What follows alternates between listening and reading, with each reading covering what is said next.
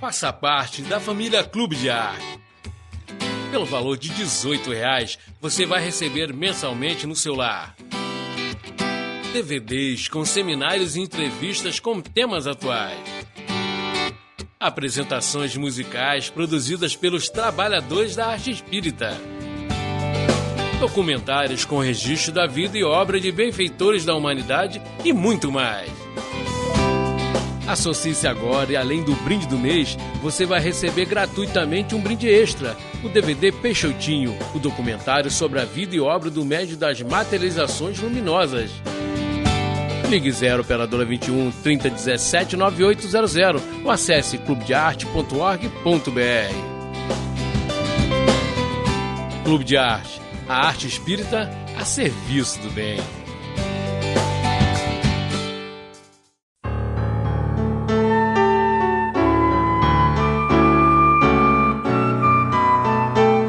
O Despertar Espírita está no ar, o seu momento de paz e reflexão, um olhar atento sobre temas da atualidade que interferem na nossa vida e um estudo dos conceitos fundamentais da doutrina espírita.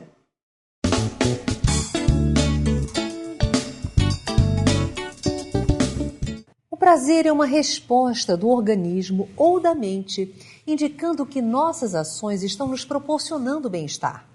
Mas se o prazer pode trazer benefícios reais, também pode ser um passo na direção de vícios e dependências. Na visão espírita, os prazeres da alma estão relacionados à conquista das virtudes. Precisamos desenvolver hábitos saudáveis que poderemos continuar a vivenciar quando voltarmos à vida espiritual, como o cultivo das boas amizades, das artes, do serviço ao próximo. Mas o ritmo acelerado da vida na Terra multiplica as preocupações materiais que nos desviam do cultivo das boas virtudes e muitas vezes nos afastam das boas companhias. Que tipo de prazer devemos cultivar? Os prazeres físicos se diferenciam dos prazeres espirituais? Para conversar conosco sobre este tema está aqui o Dr. Jorge Pio. Ele é médico, fundador e coordenador do Projeto ASMA e pesquisador do Espiritismo. Bem-vindo ao nosso programa, Dr. Jorge Pio. Obrigado, Yasmin, mais uma vez pela oportunidade de trabalho. É sempre uma alegria tê-lo aqui conosco. É uma alegria Mas minha. o que vem a ser esse Projeto ASMA, doutor? O Projeto ASMA é o seguinte, nos anos 60 começou a haver um grande progresso na terapêutica das doenças respiratórias, o conhecimento da fisiologia, etc.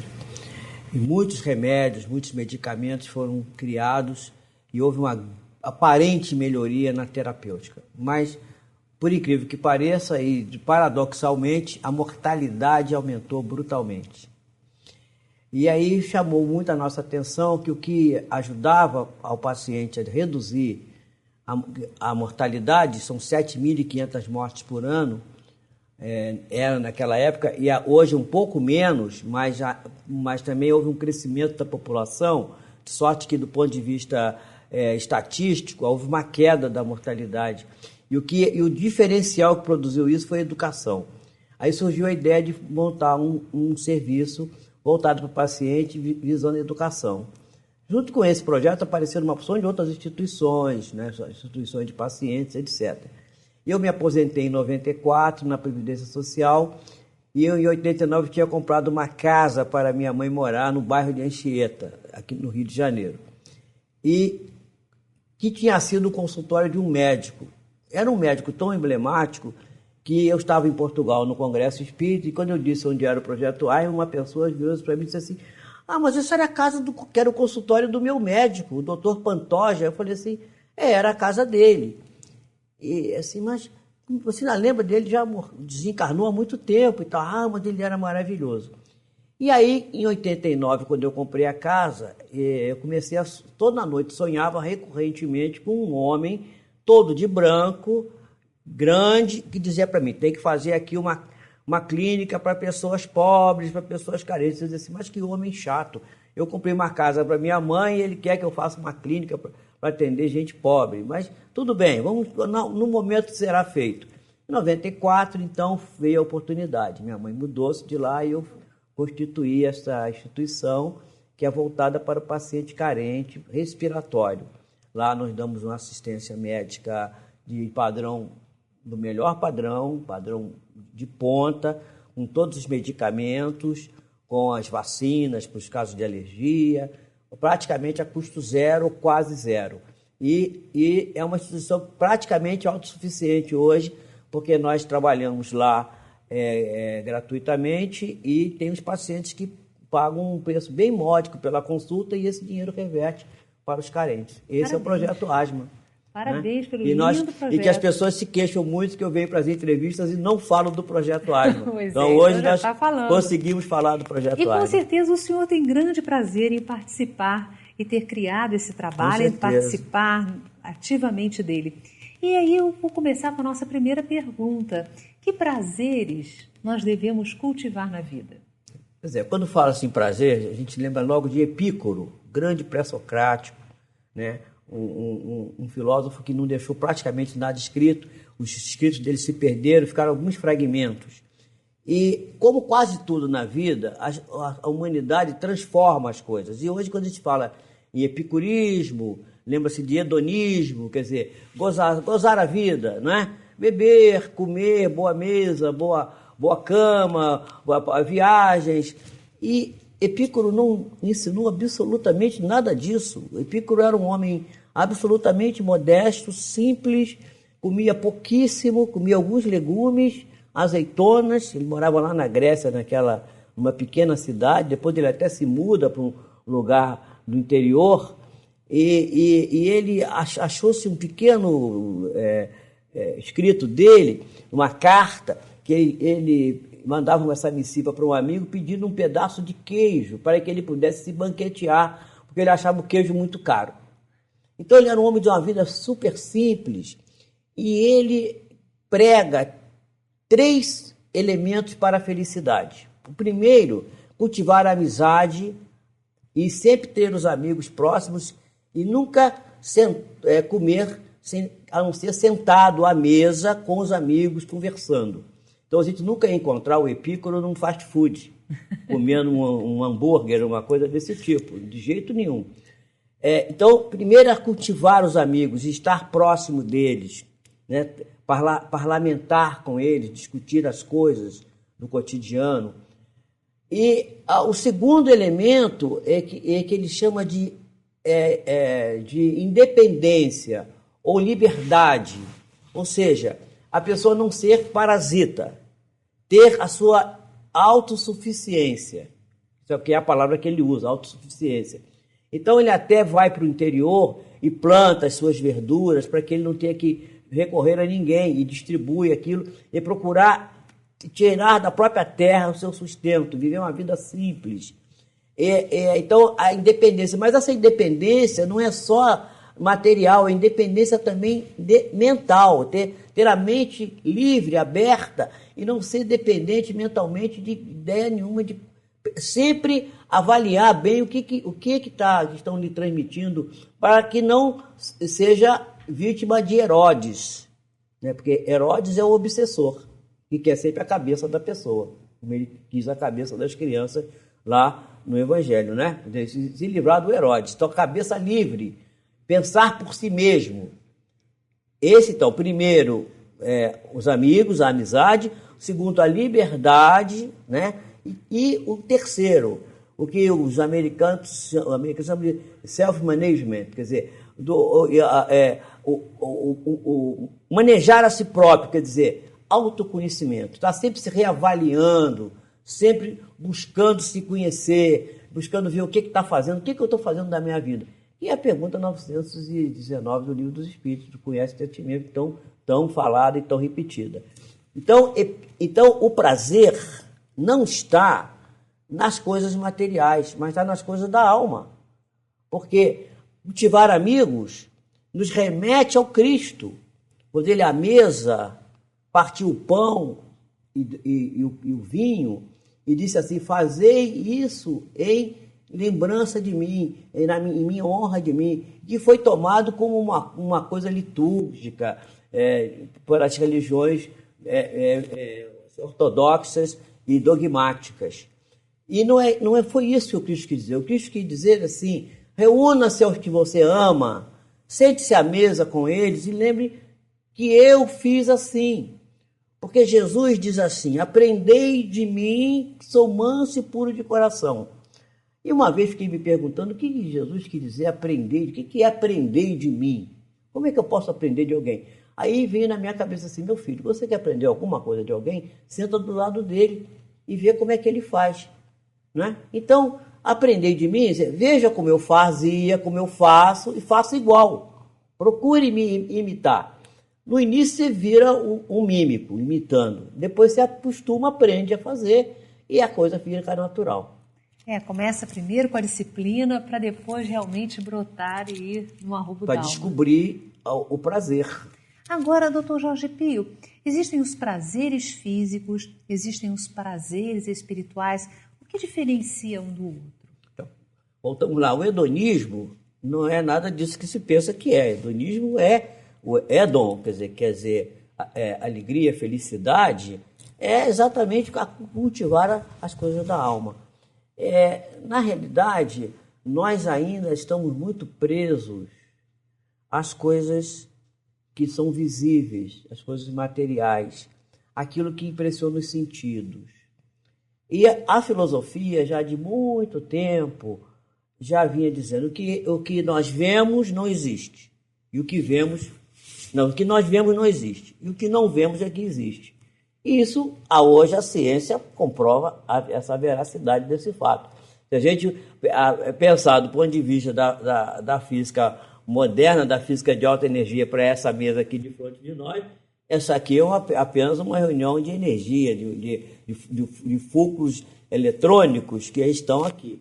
A ponto de que, se um espírito, né, ou desencarnado ou encarnado, pode atuar sobre a matéria e produzir fenômenos que praticamente, aparentemente, seriam impossíveis. Né? Chico Xavier, Mirabel mesmo, produziam, por exemplo, pegar dois aros de ferro e, num ato rápido, desmaterializar e fazer que os dois elos ficassem um dentro do outro, sem nenhuma mágica, com uma coisa absolutamente desmaterialização e materialização. O que é o efeito da mente, da força psíquica, que aí não tem nem influência mediúnica, é a própria ação do próprio indivíduo, da própria alma do indivíduo, a capacidade do indivíduo de produzir esse fenômeno, é o efeito físico, não é? Quer dizer, que é uma coisa perfeitamente natural. Allan Kardec nos fala que não existe nada que não seja natural, tudo é natural. E se nós reportarmos o Evangelho segundo o Espiritismo, nós vamos ver lá no capítulo, no item 8, se não me falha a memória, do capítulo 3, ou do capítulo 2, quando Lázaro fala da lei do amor, né? Que ele diz que no princípio nós temos instintos, depois mais evoluídos, não é? Mas aí decaídos, temos sensações, temos as impressões da matéria. Mas vai evoluindo isso e a gente se recupera e a gente encontra o sentimento. E ele começa essa lição dizendo assim, o amor sintetiza a doutrina de Jesus toda inteira. Então o prazer está no amor, não é? Por quê? Mas para chegar ao amor é preciso passar pelo instinto, é preciso passar pela sensação, porque o instinto é a semente da virtude, a semente do sentimento puro que vai se instalar. É impossível uma grande árvore sazonada de frutos sem uma pequena semente minúscula e muitas vezes imperfeita. Agora, doutor Jorge Pio, como fazer para dinamizar as virtudes? Para nós termos virtudes na vida, é preciso muito esforço? Não. É preciso só vontade? Ou tem que deixar brotar de dentro? O que a gente faz? Os espíritos dizem assim, que bem poucos esforços poderíamos que fazer. está lá pela pergunta 910, por ali, mais ou menos, quando fala dos vícios e das virtudes, dizendo que os esforços são muito pequenos, não são esses esforços tão grandes assim. E o primeiro passo que a gente tem que tomar é reconhecer o defeito. Porque se eu não reconheço a dificuldade que eu tenho, como é que eu vou poder restaurar? E, na realidade, é preciso voltar a compreender uma coisa. No passado, a gente dizia assim, temos que extirpar de nós essas mazelas. Ninguém pode matar alguém que convidou para o seu universo. Você convidou um ser vivo para dentro de você, porque o defeito é uma virtude mal resolvida. Eu exemplifico. A pessoa pode gostar de guardar dinheiro e ser econômica. Isso é uma virtude. Mas se ela exacerba isso e guarda dinheiro excessivamente e para coisa nenhuma, ela vira um argentário, um avarento. Então, a avareza pode se transformar numa virtude. E quase todas as virtudes são originárias de defeitos que foram acomodados a uma coisa muito tranquila, que é a disciplina e a vontade. E a vontade não precisa ser tão grande assim, porque na medida em que nós reconhecermos que somos espíritos imortais, e que a vida na Terra é apenas uma passagem transitória, né, da qual nos desincumbiremos bem ou mal, dependendo do nosso planejamento e da nossa força de mantermos-nos no caminho correto, e que é muito fácil também saber qual é o caminho correto, basta que a gente analise se fosse que aquilo que fazemos, se fosse feito conosco, a gente ia gostar, né? Se você faz alguma coisa que possa alguém se sentir desprezado, menosprezado, vilipendiado, roubado em alguma dos seus valores, você está praticando o mal. E como que eu sei que eu estou praticando bem? Quando eu me conduzo de maneira que, se fosse feito comigo da mesma forma, eu acharia bom. Então, essa é a lei áurea, né? Fazer aos outros o que queres que te faça. Agora, doutor Jorge Pio, como nós podemos construir bons hábitos na nossa vida? Muitas vezes nós estamos com uma vida desequilibrada, aí nós damos uma parada, não, eu quero conquistar coisas boas na minha vida, eu quero ser feliz. Como criar esses bons hábitos? A primeira coisa que nós temos que fazer é exatamente isso que você falou, parar e refletir, né? Refletir, o que é que eu estou fazendo na minha vida? O que eu estou produzindo? E nós sabemos que as virtudes, elas não se fazem, não nascem assim no assodamento. A conquista das virtudes, me dizia uma vez uma entidade espiritual, que é uma coisa paulatina, gradativa e que necessita de um trabalho constante. Agora, essa mudança de hábitos começa por coisas pequeninas. Eu já contei aqui uma vez que certa vez eu estava na minha casa, quando eu morava lá no Projeto Asma, eu estava montando o Projeto Asma e morava lá dentro, e eu tinha uma moça que eu morava sozinho lá, e eu tinha uma moça que limpava. E eu, de manhã, você ia meditar, assim, meu Deus, eu queria tanto evoluir espiritualmente, o que eu devo fazer? E aí tive uma intuição. Aí veio assim na minha cabeça aquela coisa que o Kardec fala lá no Livro dos Espíritos. Você quer saber se uma ideia é sua ou não? A ideia de fora, parece que alguém está falando com você, não é? Aí aquela coisa falando assim, por que você não começa varrendo a casa? Aí eu falei assim, pois é. Aí fui lá e peguei a vassoura e comecei a varrer a sala. Aí a moça veio, doutor, por favor, isso não vá, minha filha, não atrapalhe minha evolução espiritual. Então, pequenas coisas, cuidar de si mesmo, não ser parasita dos outros. Se você pode pegar um copo d'água, por que você vai chamar o outro para pegar para você? Muitas das vezes a gente está cansado, está com fadiga. A gente já acorda cansado, parece que nem dormiu. Mas se a gente se levanta e se movimenta, o cansaço passa. Então, o trabalho constante, a dedicação ao trabalho, e os espíritos dizem isso, o trabalho é uma bênção, né? Trabalhar sempre, muito, preferencialmente com abnegação. E aí vem uma coisa da introdução do programa aqui, que eu fiquei prestando atenção, assim, a agitação do dia a dia nos afasta, depende. Talvez a agitação do dia a dia, se ela for feita com o pensamento voltado para a prática do bem, abnegadamente, ela vai produzir frutos sazonados.